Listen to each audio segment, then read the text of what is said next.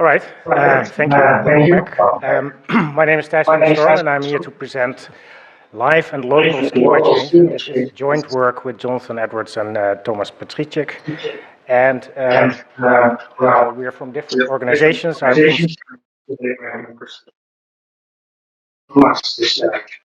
University in Prague, and Jonathan is independent, so he gets the background picture, right? I mean, do you recognize this beautiful picture of the typewriter?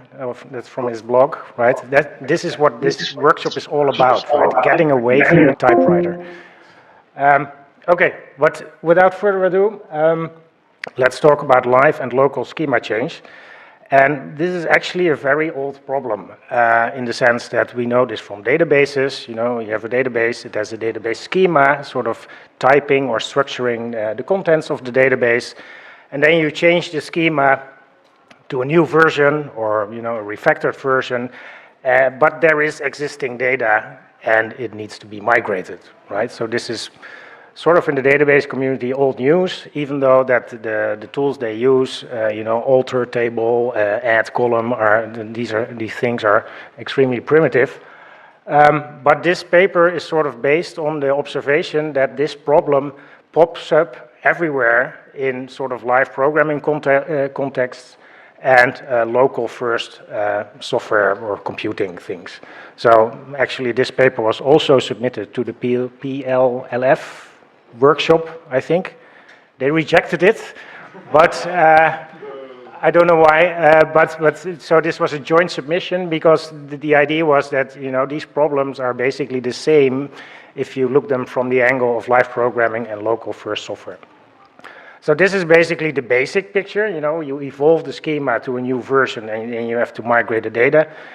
But you have sort of variants of these pictures where, for instance, someone copies or forks or duplicates a schema, starts messing around with it, populates the data according to the new version of the schema, and then this data needs to be ported, merged back into the old schema, or this is then not literally the old schema, but the other schema, right? And here you already feel the flavor of local first, right? Where people independently modify stuff, but in the end, this has to sort of converge again. Well, and this picture gets more complicated if the data is also accompanied with code, right? So if you have like GUI code that depends on the structure of the data, or you have like computations that refer to specific columns or fields or you know, locations in some data structure, because then not only the data has to be migrated, but also the code, right?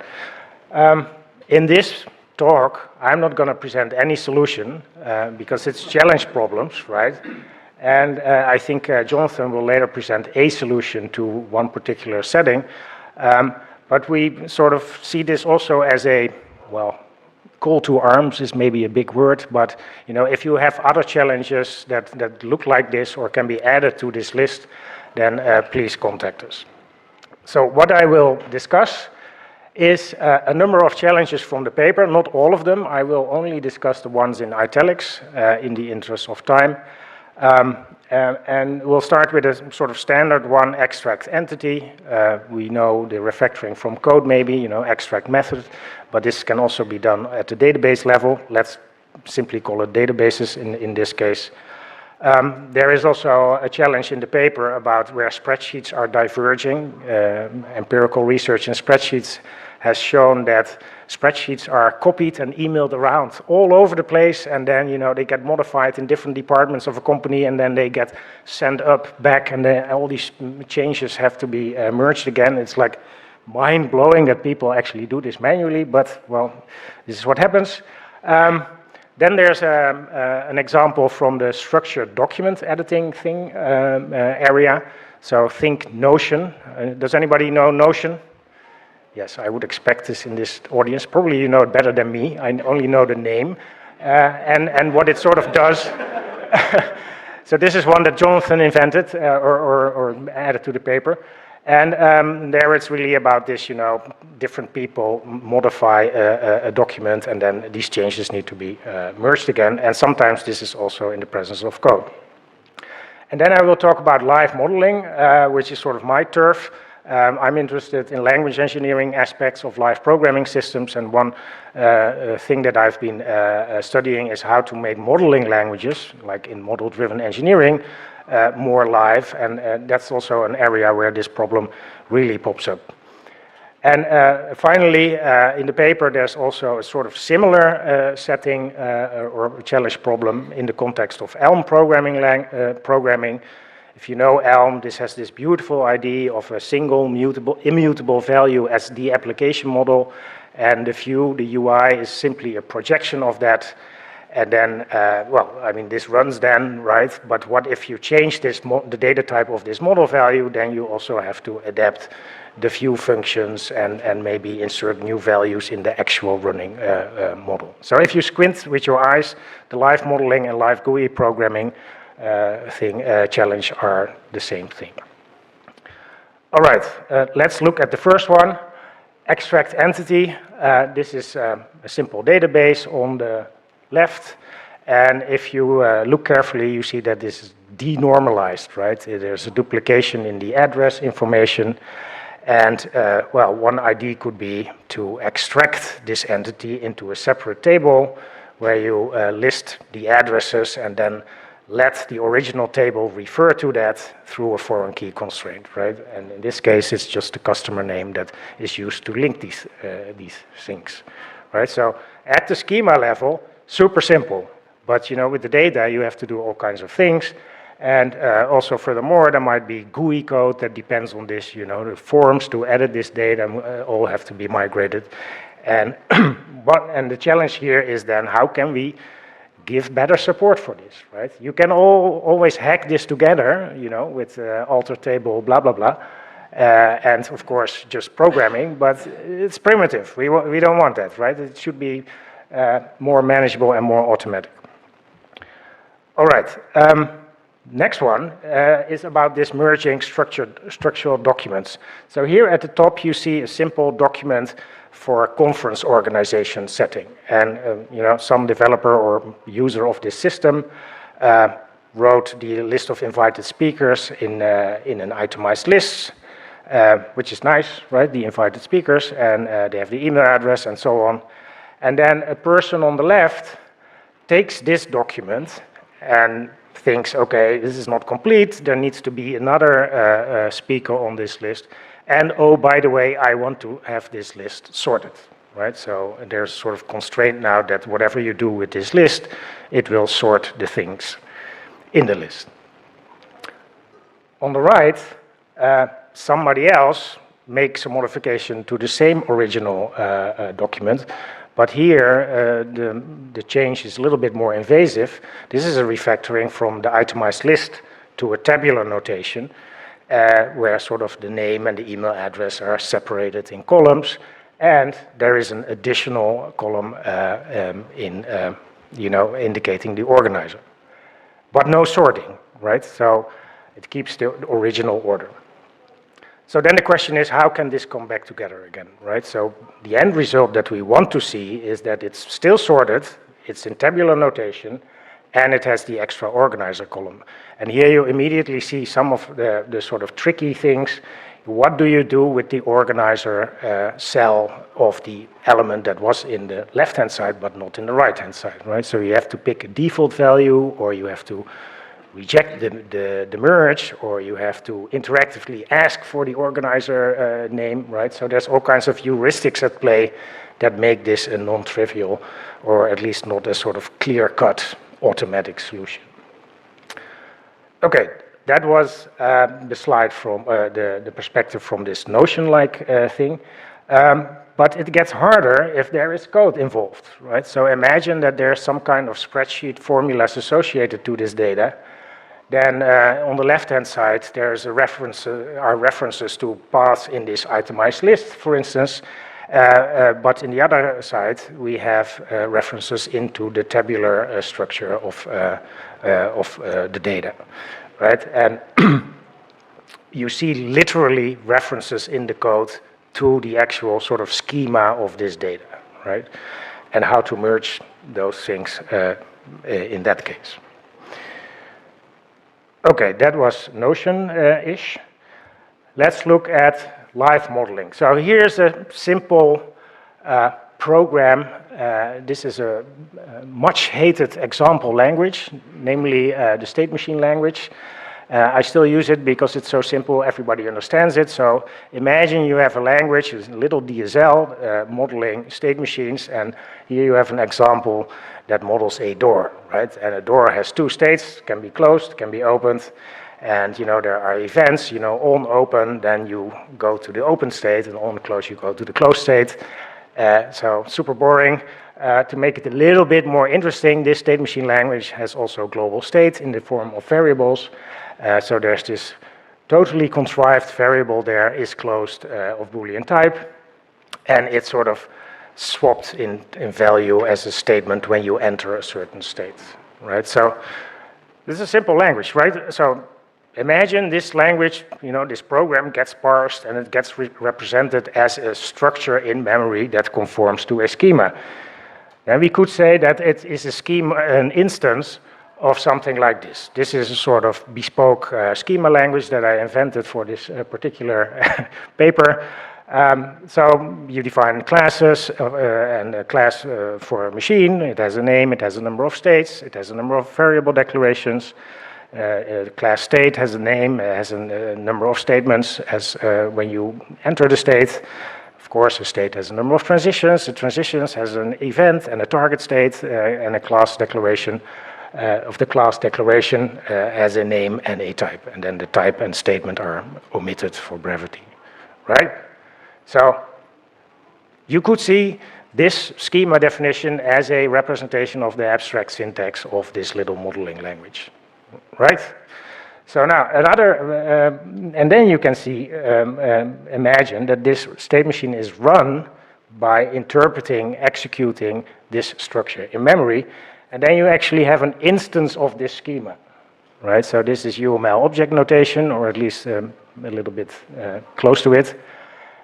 So we have an actual machine where the name is doors and is closed is true.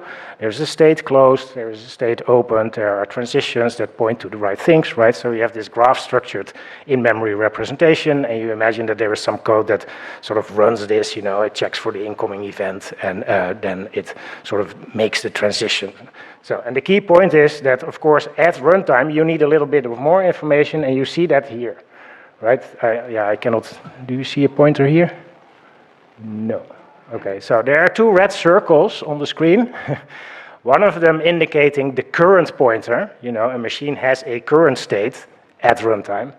And there is this extra field in the machine itself modeling this is closed variable. So what we see here is actually that this object diagram is not literally an instance of this abstract syntax schema, but it's actually an instance of an extended schema that declares these things that are implied by this specific doors state machine. So now imagine that we're editing this state machine. We're adding states, we're removing states, we're adding variables, maybe changing the type of the variables, and we want to apply these changes at runtime without shutting down the state machine, right? So then you get questions about, okay, what if is closed becomes an integer? How do I convert the actual value at runtime that is there, right? What if I delete a state, but it happens to be the current state at runtime? Do I reset the current state to the initial state? Do I take the previous state? Do I pick a random state as the current state, right? I want to maintain the invariance of the language as much as possible, but I have to apply heuristics. Alex? Understand, just so I understand the rest of the talk, is the challenge here that we want to do it without any intervention from the user/programmer? Ideally, yes. Can you repeat the question? The question is if the point of the talk is that we want to do this with as little human intervention as possible, right? Yeah, and I mean, we can talk more about it in the Q&A, but it seems like there's a happy middle ground. Right, so I think there's no totally happy path here. I mean, it's basically unsolvable, like git merge, is also unsolvable. It will never give you no conflicts, whatever, right? I mean, it's just not possible. But yeah, let's talk more about this in the Q&A. I'm almost done, by the way. So why are all these things the same, right? I think if you squint, you see the similar problems popping up at all these application areas, so to speak. So in the database, so all these things have a kind of meta definition, which may be implied by the UI or implicitly. They all have a sort of before and after, or like original and copy, right? And they all have a sort of axis of divergence. I made this up, this term. This is probably not a good term, but so in the database you have the schema is the SQL schema, and the before thing was denormalized or unnormalized, and then after it was a normalized structure, right? And then the axis was versions, right? Version 1 of the schema, version 2 of the schema. In the structured document situation, the meta definition doesn't really exist. Well, I don't know enough about Notion, but I assume this is implied by the UI, right? So how things are structured, there's no separate description of this schema. And the before was an itemized list plus the sorting constraint, and afterwards there was a tabular form with an extra column. And the divergence axis is the copying, right? So people copy things around and merge back again. And then in the live modeling example, the schema is defined by this meta model. I mean, this is a term for model-driven engineering. I know that PL people don't like this term, but I'm going to say it anyway. So a meta model is basically a class diagram, and that describes the abstract syntax of things. So the before is the abstract syntax of the program, the fixed static abstract syntax, but the after is sort of that structure plus all the runtime adornment that is sort of needed to execute something. And there the axis is static versus runtime, and then in the Elm example, it's sort of similar, but we don't talk about the meta model, we talk about the data type, right? An algebraic data type describing the actual application model of the system. And yeah, it's a bit of a contrived example in the paper where you sort of describe the application model as a list of items or a record of lists, right? It's sort of interchangeably. So it's like a refactoring. But the divergence axis is the same thing in the sense that you have the static code, you modify that, what should happen at runtime to actually keep the application running. All right, so that's why we think these are more or less all the same thing if you squint hard enough. And there are some general challenges or observations or lessons from this list. So the first thing is that in all these cases you want to do minimal harm, right? Nobody likes their data to be dropped or their structure to be mangled, or right? So the less disruptive these automated techniques that we want are, the better. Another axis is we want as much automation as possible, right? We know it's not possible, just like with diff merging in Git. There are cases where you have conflicts or you have to ask the user questions or let them, fill in the gaps that you cannot synthesize automatically. Well, conflicting edits, that is, a real problem, is unavoidable. You have to do something with that. Yeah, also, this is no data loss is a little bit from the do minimal harm, but you can imagine that if you define certain refactorings in your system, in the programming world, a refactoring is behavior preserving, but in this situation, we also want them to be data preserving. And you would expect that refactorings could support that, right? Because if they are behavior preserving, why are they not data preserving, right? And another thing is that, and I already mentioned some of those things during the talk, is that there are heuristics involved, right? Sometimes you just have to make a choice to do something, a default value like the empty organizer in the document example, You have to maybe reset some things like this, if you delete the current state of a state machine, maybe you reset it to the initial state, some kind of thing to sort of restore sanity in the runtime world. And there's ample type conversion stuff, right? If you change types, even already primitive types, then how do you deal with converting them? Or maybe you don't want to convert them, maybe you want to reject certain changes or let the user do it, right? Simple example, if you have in your database, you represent dates with times, how do you, dates with strings, how do you convert them to actual date things? That's possible, parsing dates and then putting dates in it, but it's not automatic, right? Big example of that is Y2K problem, right? You represent a year with 2 digits, and now you want to represent them with 4 digits. How do you do that? So at the top there are some related areas of research. I think the general observation is that this problem is everywhere, but at different levels of abstraction and at different levels of dynamicity, right? So the database migration literature is full of this stuff, but it's all about very low level, hard, stored data. It's not about, clicking buttons in your live programming environment, for instance. Well, there's also operation-based versioning. I did a PhD in software configuration management, don't ask, but back in the day, there was this thing called operation-based versioning to improve merging of diffs. It failed miserably. But it's definitely related to this, right? So you have these little changes to things, and then you compute the effect of on other things. There's some stuff from other sort of research areas there. Most importantly, maybe, is the lenses thing. Some people in this room know a lot about lenses, I believe.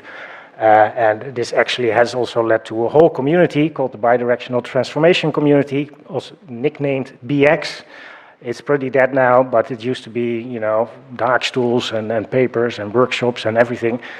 It's too much to mention and to consume, actually. So, yeah, so with that, I would like to conclude. Please send us other variants or instances of this problem, maybe for a future workshop or for a future paper. You all know Jonathan, and you can find me and Tomas also online. So, with that, thank you.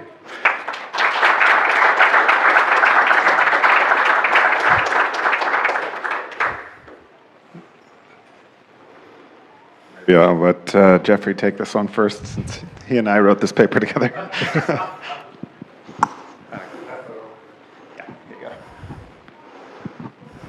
Hey, Hi. great talk. Thank you for pointing out this important problem. Thanks. My question is about, it seems to me like a great way to learn about the real problems that come up here would be to find real-world examples where these problems occur, and in particular in the live programming world. I'm curious if you have thoughts on where we might look to find what the real problems are. I think Smalltalk is sort of the most obvious example that comes to mind in this world. I'm sure there are people in this room who can talk about, Right. How these problems emerged in Smalltalk and what solutions that community came up with. But I'm curious, do you all have thoughts on other systems we should all be looking at for problem inspiration? Okay, yeah, so thank you for that question, also for bringing up Smalltalk. I mean, Smalltalk is a live programming environment, but it sort of closes its eyes for migration, right? So it basically, it deletes fields if they are gone, and it initializes them with nil if they are new, right? So there is no first-class migration semantics. I mean, you can program everything, right? I know this, and then you use become to fix it all up, and then, but it's sort of like alter table, right? I mean, it's like manual, and I think this should be first-class somehow. And one of the things I'm trying to do in my research is to literally use this database sort of technology to think about or to reason about this. We did a paper that was also not a success, but where we used constraint solving to basically solve the heap towards, the closest thing that is compatible with the new program, right? Super cool, doesn't scale at all. I mean, even for the state machine language, it's like too slow. But you know, I'm looking for things that are less operational and more declarative in the sense that you get this live behavior. Can I try answering? Yeah. I mean, that's a really great question. And the purpose of this paper is that we don't have an answer. And we feel that we're all in denial about this problem. This paper is a cry for help, that we're all in denial about this. The small talk people, you bring this up and they say, no problem. But then then you really talk to people, you know, over a drink and they say, yeah, we have to like reset our image all the time because it gets corrupted. But they won't admit to this in public, right? So we're all in denial about this problem, and we always have been. And so we're trying to just bring it out into the open. And this is just encouraging us. Let's talk about this problem. I'll throw to another question I saw back there in a sec, but I'll maybe offer some comments from the field then, because I have felt this pain firsthand, and I tell this story often. I think it's in the Cambria paper, but I was working on Pushpin, which was one of our prototype projects, and I noticed that the fans on my laptop were getting really loud. And it was because we were using shotgun type migration, which is basically the idea that just wherever you go to read a data field, you check to see if it's there, and if it's not, you just make up what you feel like you need to do on the spot in the moment. And they call it shotgun migration because it basically blows a hole in your program, and it's just riddled with little migration code throughout the system. And it's a great source of security vulnerabilities, which is why this concept came from the security community. But anyway, so my laptop was getting really hot, and it's because my coworker had opened up the program on his machine, and we were in live collaboration, and my version of the code was migrating a field, and then his version of the code was recreating the field. And mine didn't check to see if it had a new one already, it just checked to see if the old one was there. So he kept making the field, and I kept migrating it, and it got hotter and hotter and hotter as fast as the network could send messages back and forth between our machines. And that was the day we decided to start working on this problem, because that then also created such a big blob of like useless history in the CRDT that we couldn't load that document anymore after that day. So this is why we wrote the Cambria paper. So the Cambria paper, I don't want to bore everybody with it today, but I'll put a link in the thing. But the basic, I've figured out how to explain the strategy very succinctly, which is always present data in the form that the program expects. And when you make edits, record the schema that you used. The last step is to have a way to translate between schemas, which is difficult but not basically strictly mechanical. And if you record changes as they happen, you can maintain this. Now, there are some unsolved problems that didn't come up in here that I will mention from the wild. One really big one is that your schema is a lie. It is at best a small subset of your actual constraints. And in fact, all real world schemas represent only like a fraction of the true constraints that a system has. And I don't even mean just like performance constraints, but like, you know, phone numbers don't all have the number of digits you think, or, you know, people put in hyphens or parentheses and things. There's all kinds of crazy stuff in the wild, and that's a thing. The other thing is when we built this Cambria system, and then we started thinking like, oh, it'd be cool if you could like use it to interoperate between cloud services, which like on the face of it, you can solve the schema problems. That's the easy part. But then, you know, your issue IDs between two different issue trackers, you know, you can't create those with your schema migrator. The API from that cloud service has to. So you have all of this unmodelable, unmappable, untranslatable data in the thing that you need to find mappings for. And then the third problem is really just an operational problem, not a computer science one, but it's that you're not allowed to act as other people. So if you can translate the comments on the issue tracker from somebody else commenting so that you can read them, but you can't write those comments into the other API because you're not that person. And they might not have an account in the other system, so what's the user ID you're going to use for them? So these things kind of killed that short-term effort, and I think are big problems. But I think figuring out what to do about unmodelable constraints basically means that you need human-in-the-loop intervention at some point, no matter what, and everything else is going to be, you know, you can reduce the frequency of that, but there is a hard limit on how far you can take it. Anyway, that's my rant. I agree. Thank you. I'll pass the mic now. Hello.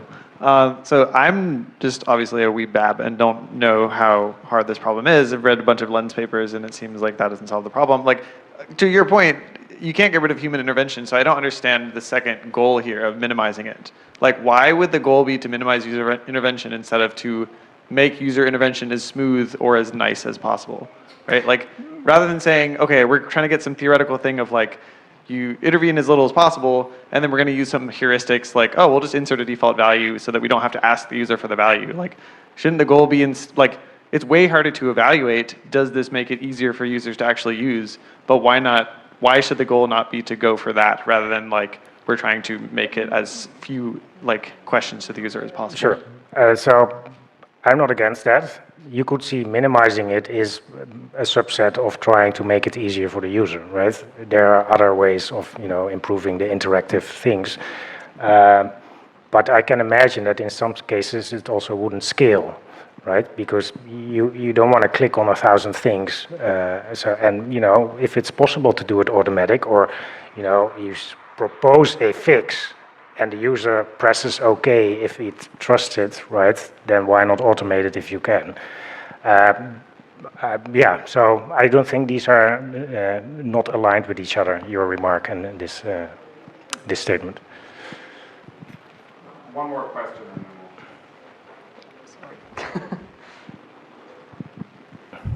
So I think it's been interesting to see you bring together a lot of the different problem areas where these same challenges apply. And I presume that the next step is to look for some kind of like formalism or taxonomy where you can like bundle things together and use this as a toolkit that like programmers can use. They come to this toolkit, right. They can easily map a tool in this toolkit to their own problem. And there's a little bit of this here already with like these heuristics are like examples of tools in the toolkit.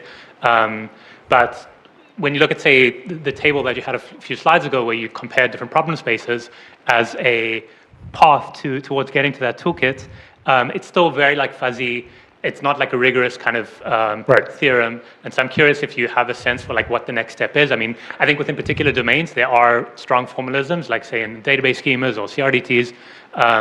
But have you found like domains that you think are like ripe for being merged into a single cohesive formal model? Well, I think that the biggest problem is that if you want to go that next step towards a toolkit or a formalism, you have to commit to a schema language, right? And this will always sort of leave things out or unmodelable, right? There is a paper by Ilko Visser who has made this catalog of model transformations based on a fixed sort of database schema language, and he sort of lists all the changes that you can imagine and then how to sort of automatically implement it, but it's probably not useful for something like this Notion use case, right? So I'm very happy to commit to a certain schema language and think from there on, but probably other people will be sort of not amused or bored or, angry, I don't know. But of course, I think technologically, the way further requires an actual schema language, right? Not implicitly defined. So I hope that answers your question. Okay. All right. Thank you.